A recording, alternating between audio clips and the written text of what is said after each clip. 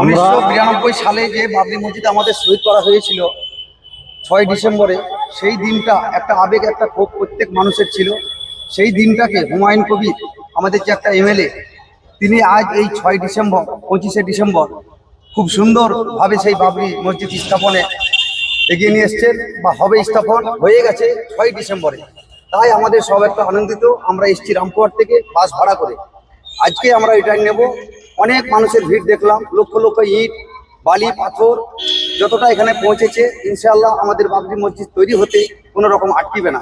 সবারই একটা উদ্বেগতা যে পশ্চিমবাংলার আমাদের মুসলমান, পুরো ভারতবর্ষেরই মুসলমান আমাদের একটা জাগ্রত বাবরি মসজিদের জন্য। তাই সবাই একটা খুশি আনন্দিত নিচ্ছেন আমাদের এই জায়গায় বেলডাঙায় এসে। সবাই একটা আনন্দিত, খুশি, এমন বুক ভরা যে আমরা দেখতে পাচ্ছি প্রত্যেক জেলায়, প্রত্যেক ডিস্ট্রিক্টে বাবরি মসজিদের জন্য। তাই আমরা খুব একটা আনন্দিত।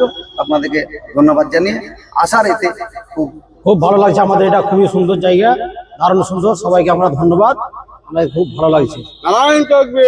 আল্লাহু আকবার।